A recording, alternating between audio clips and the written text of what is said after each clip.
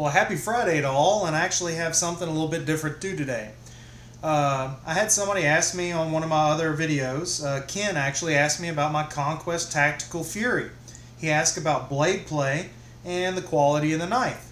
So I asked him if he would like me to do another quick video letting him know about the blade play, and he said yes, and also requested on where the action should be oiled on these knives, because I think it is imperative that when you have an OTF knife that you really do take into consideration the action of the knife. Now, they do recommend amount of oiling that you should do on these knives on their own website.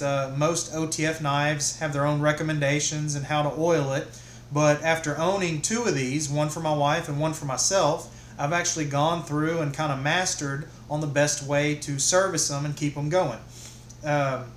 As I mentioned before in my other videos, there was somebody that came out and said a Conquest Tactical Fury fail.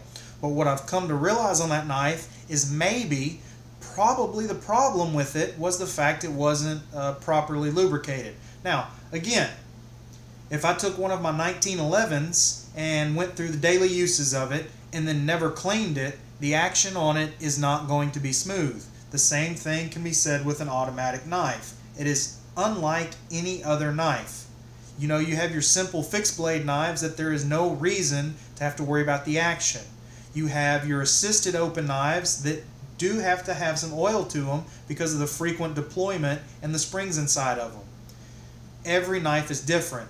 These actually require the most amount of preventative maintenance because there's so much action associated with an automatic knife. As a matter of fact, it is considered a double action, or also known as a full action knife.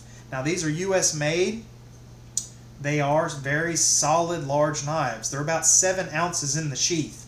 Now, my wife keeps hers in the sheath, and I actually use the pocket clip for mine. Let me get the box out of the way on this one, because what I'm going to show you is the action on these knives. Everybody loves that. Have I had a failure on it? No. If I keep sitting here doing this and my thumb gets tired, my tongue will get tired for me talking about it, right? My thumb gets tired, well, the knife keeps going. Man, and when you keep doing that, you can see on my thumb right here, it will put some indentions on you. Now, these knives here can only be carried with a tip down action, but whenever you pull it out of the pocket, you're going to pull it out and engage it. The safety is built into the trigger. There's a lot of resistance in this trigger, hence why my thumb, or anybody's thumb, when you use a fully automatic knife, will look like that. It'll start to give you that indention on it, and it should, because you don't want it to be able to pull out and very little pressure engage that blade.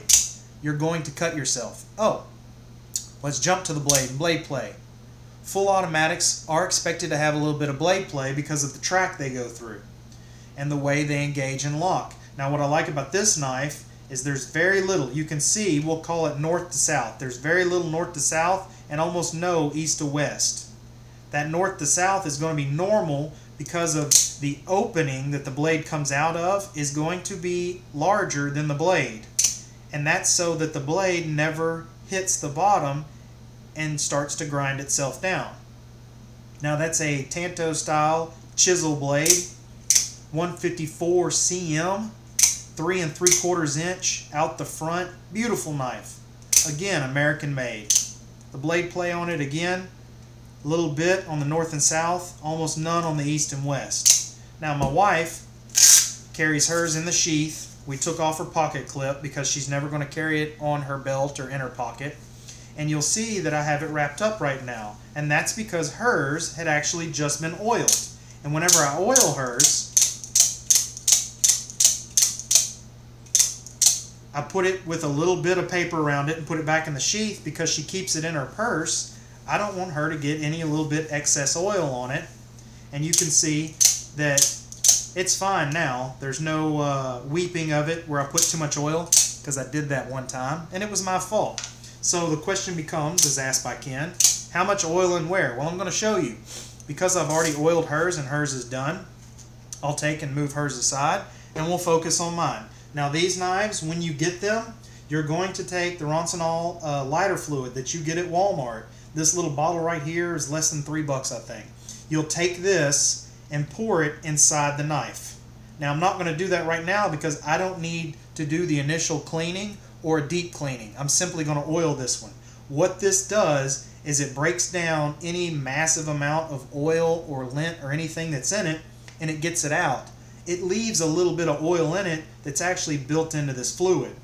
But again, I don't need to do that, but if I did, I would put it in there, and I would put, let's see, last time I did it, I did 1, 2, 3 drops right here and 2 drops right here in the trigger. And then I initiated the blade once and I poured it out.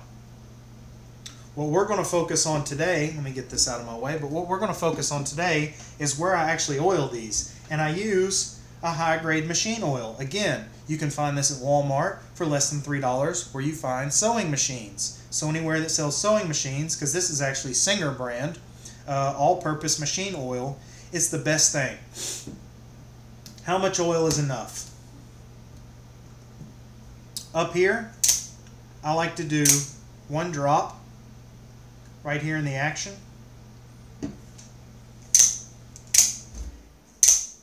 And then I'll do another drop on this side. Now what you have to notice, and that was a little bit too big of a drop, so I'm going to take my paper towel and I'm going to get it out right there because that was too much oil. When I say a little drop, I mean a little one. So you got to be careful because when that oil comes out, but look how much smoother that already becomes. And that's just from the sheer fact that this thing has probably been deployed since the last time I oiled it, I would say in the neighborhood of 200 to 300 times. Maybe a little bit more than that because I had a friend of mine that actually came over and was taking a look at it. And you know, they'll play with it and you know, see if it can withstand them doing it as fast as they can until their thumb gets tired. That's the best part. So 1 drop of oil on this side, 1 drop of oil on this side, we're good to go. Now that's on the trigger. For the blade, another 1 drop on this side right here. I put it right there, and then I'll bring it in, and then I'll flip it over, put 1 drop right here, and I'll caution you, if you put way too much oil on it, you'll know, because if you put a whole lot of oil on this blade and start trying to do the automatic ejection of this OTF, it's going to get in a bind and it's actually going to hydrolock itself. So if you pump in too much oil in this thing, it won't come out. I've read articles about it and seen it done. What you then have to do is if you put too much oil in one of these, you have to sit there and let them sit and drain out that excess oil, and it'll come out, okay? Or the blade will halfway engage on an OTF, and if you can get the blade out halfway and take it by hand and pull it up, it'll lock out better.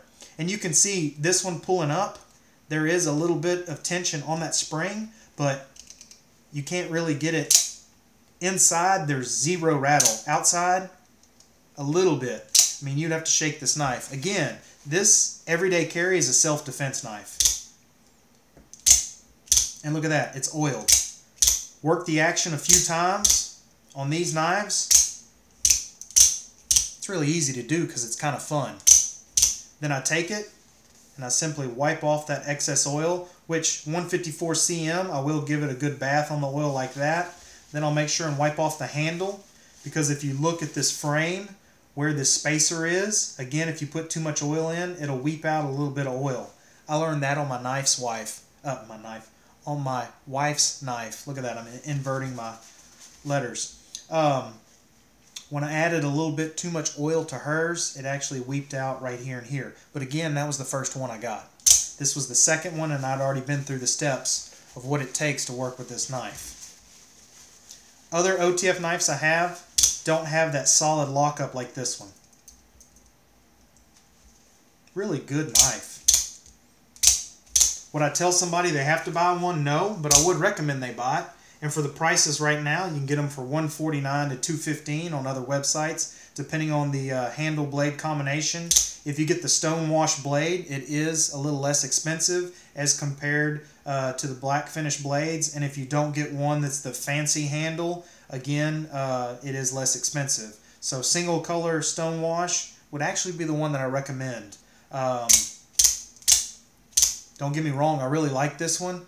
But if I could save 50 bucks and have the same exact action on the knife, I'd be cheap and do it. So, you put the oil on there, take it, wipe down the handle if you put too much, Got a little bit of oil on my finger from touching the blade, but make sure that there's no oil weeping through. Make sure the trigger's nice and clean on it. Take it, wipe off the blade, and you have yourself a perfect everyday carry. Tip down. That pocket clip right there, very, very strong. That's why I've actually carried it in the sheath several times. Because when you carry it in the sheath, you pop that sheath open, you can take that knife out, and you can engage it just like that. Again, drop oil on this side, drop oil on that side, drop oil on this side of the blade, on that side of the blade, bring it in, work through a few times, wipe it off, you're good to go. Just make sure you don't put too much oil or you're going to know it. So, I hope this helps. Ken, if you get you one, I really think you're going to enjoy it. For the price, if you get one of those $149 specials, it will be the best out the front knife that you've probably ever had, because I'm going to tell you what, I have ones that are more expensive than this, and this is actually my favorite one. It's the best one. American made 154 CM Conquest Tactical Fury. Find yourself one, get one, you won't be disappointed. Thank you. Happy hunting, and I hope you find yourself an OTF. Have a great day. Enjoy the weekend.